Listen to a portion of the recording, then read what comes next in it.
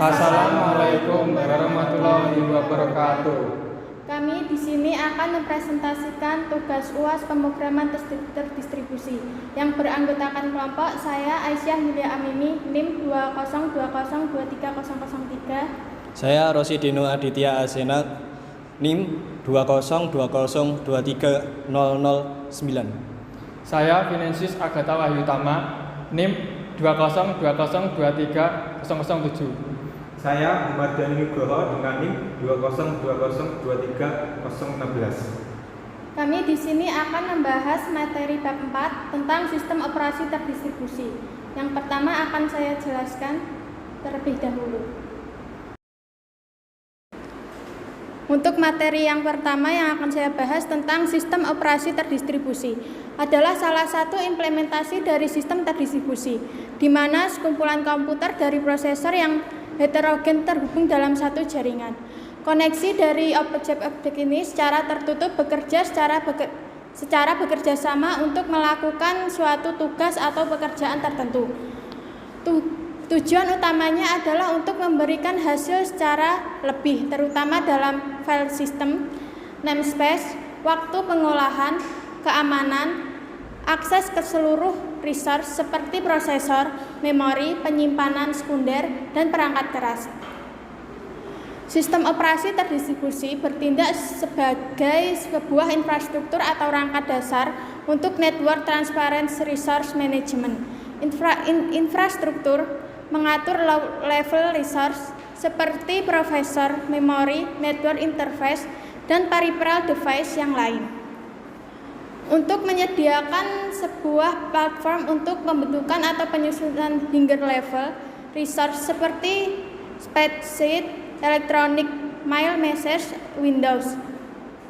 Manfaat sistem operasi terdistribusi. Sistem operasi terdistribusi memiliki manfaat dalam banyak sistem dan dunia komputasi yang luas.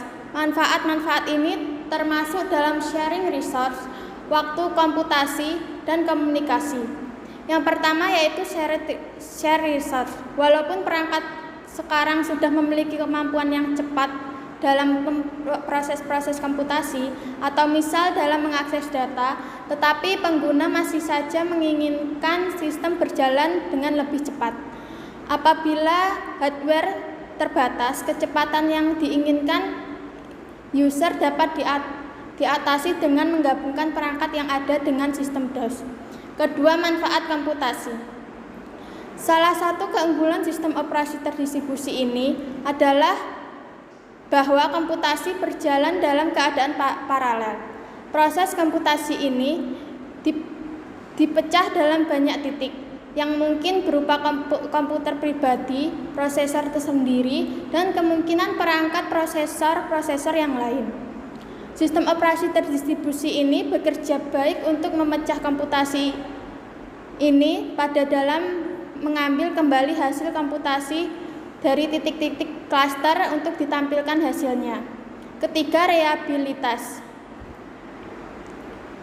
Fitur unik yang dimiliki oleh DOS ini adalah reliabilitas. Berdasarkan desain dan implementasi dari desain sistem ini, maka hilangnya satu node tidak akan berdampak terhadap integrasi sistem. Hal ini berbeda dengan PC. Apabila ada salah satu hardware yang mengalami kerusakan, maka sistem akan berjalan tidak seimbang. Bahkan sistem bisa tidak dapat berjalan atau mati. Keempat yaitu komunikasi. Sistem operasi terdistribusi berjalan dalam jaringan dan biasanya melayani koneksi jaringan. Sistem ini umumnya digunakan user untuk proses networking. User dapat saling bertukar data atau saling berkomunikasi antar titik baik secara LAN maupun WAN. Kemudian materi selanjutnya akan dijelaskan oleh Rosidino.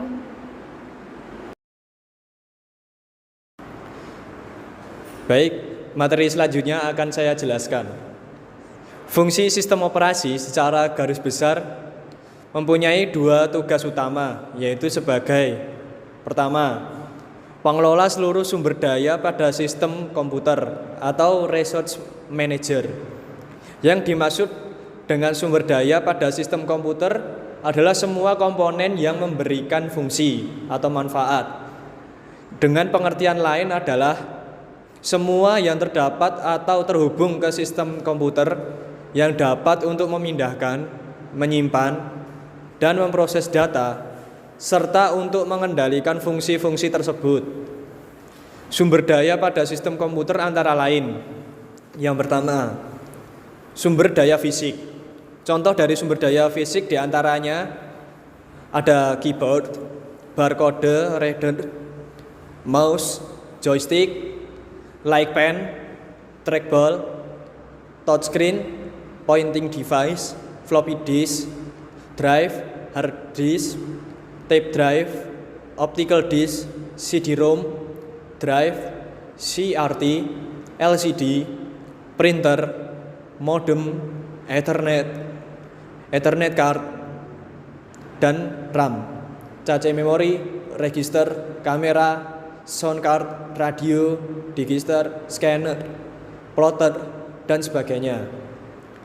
Salah satu sasaran yang harus dicapai dalam sistem operasi adalah dapat memanfaatkan seluruh sumber daya agar dapat digunakan secara efektif dan efisien mungkin.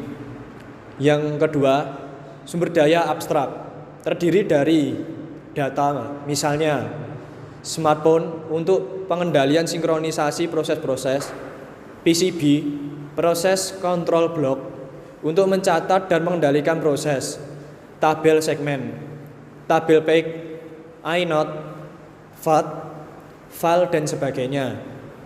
Program yang berupa kumpulan instruksi yang dapat dijalankan oleh sistem komputer yang dapat berupa utilitas dan program aplikasi pengolahan data tertentu. Yang kedua ada B, penyedia layanan atau extended atau virtual machine. Secara spesifik berfungsi diantaranya memberi abstraksi mesin tingkat tinggi yang lebih sederhana dan menyambungkan kerumitan perangkat keras. Sistem operasi menyediakan sistem call, API, Application Program Interface, yang berfungsi menghindarkan kompleksitas pemrograman dengan memberi sekumpulan instruksi yang mudah digunakan. Basis untuk program lain, program aplikasi dijalankan di atas sistem operasi yang bertujuan untuk memanfaatkan dan mengendalikan sumber daya sistem komputer secara benar, efisien, dan mudah dengan meminta layanan sistem operasi. Untuk komponen inti dalam sistem operasi, komponen sistem operasi terdiri: yang pertama, manajemen proses; kedua, manajemen memori utama; ketiga, manajemen berkas; keempat, manajemen sistem I/O; kelima, manajemen penyimpanan sekunder; keenam, sistem proteksi; ketujuh, jaringan dan command enterprise system. Baik, terima kasih. Selanjutnya, materi selanjutnya akan dibawakan oleh Vincentius Agatha. Baik, materi selanjutnya akan saya jelaskan, yaitu tentang manajemen proses. Proses adalah keadaan ketika sebuah program sedang dieksekusi. Sebuah proses membutuhkan beberapa sumber daya untuk menyelesaikan tugasnya. Sumber daya tersebut dapat berupa CPU time, memori, berkas-berkas, dan perangkat-perangkat I/O. Sistem proses bertanggung jawab atas aktivitas-aktivitas yang berkaitan dengan manajemen proses, seperti yang pertama, pembuatan dan penghapusan proses penggunaan dari sistem proses. Yang kedua, menunda dan melanjutkan proses. Yang ketiga, menyediakan mekanisme untuk proses sinkronasi. Yang keempat, menyediakan mekanisme untuk proses komunikasi. Yang terakhir, menyediakan mekanisme untuk penanganan deadlock. Selanjutnya, manajemen memori utama. Memori utama atau lebih dikenal sebagai memori adalah sebuah array yang besar dari word dan byte. Untuk ukurannya mencapai ratusan, ribuan, atau bahkan jutaan. Setiap word atau byte mempunyai alamat tersendiri. Memori utama berfungsi sebagai tempat penyimpanan yang akses datanya digunakan oleh CPU atau perangkat I/O. Memori utama termasuk tempat penyimpanan data yang sementara atau volatil. Artinya data dapat hilang begitu sistem dimatikan. Sistem operasi bertanggung jawab atas aktivitas-aktivitas yang berkaitan dengan manajemen memori. Seperti yang pertama, menjaga track dari memori yang sedang digunakan dan siapa yang menggunakannya. Yang kedua, memilih program yang akan diload ke memori. Yang terakhir, mengalokasikan dan mendealokasikan ruang memori sesuai kebutuhan. Selanjutnya, manajemen penyimpanan sekunder. Data yang disimpan dalam memori utama bersifat sementara dan jumlahnya sangat kecil. Oleh karena itu, untuk menyimpan keseluruhan data dan program komputer dibutuhkan secondary storage yang bersifat permanen dan mampu menampung banyak data. Contoh dari secondary storage adalah hard disk, disket, dan lain-lain. Sistem operasi bertanggung jawab atas aktivitas-aktivitas yang berkaitan dengan disk management seperti free space management, alokasi penyimpanan, dan penjadwalan disk. Kemudian manajemen sistem I/O. Sering disebut device manager, menyediakan device driver yang umum sehingga operasi I/O dapat seragam, terbuka, membaca, menulis, menutup. Contoh penggunaan operasi yang sering untuk membaca berkas pada hard disk, CD-ROM, dan floppy disk. Komponen sistem operasi untuk sistem I/O yang pertama, buffer, menampung sementara data dari perangkat ke perangkat I/O. Kedua, spooling, melakukan penjadwalan pemakaian I/O sistem supaya lebih efisien atau antrian dan sebagainya. Yang terakhir, menyediakan driver untuk dapat melakukan operasi rinci untuk perangkat keras I/O tertentu. Baik, materi selanjutnya oleh Humardani Nugroho.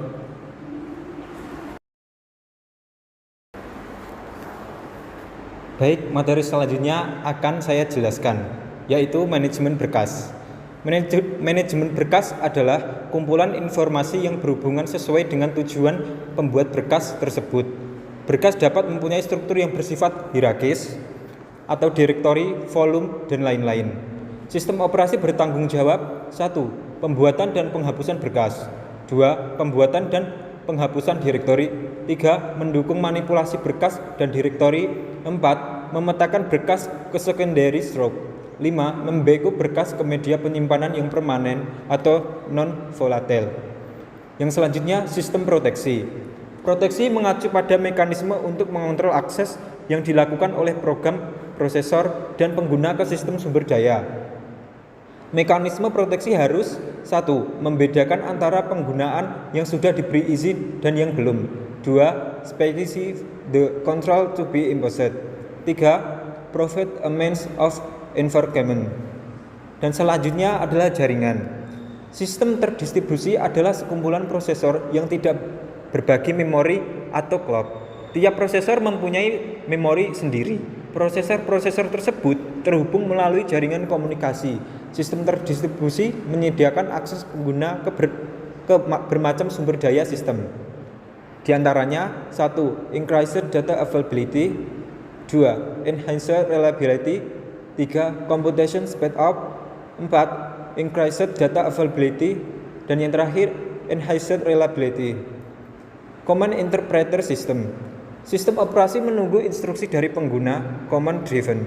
Program yang membaca instruksi dan mengartikan control statement umumnya disebut control card interpreter, command line interpreter, dan Unix shell.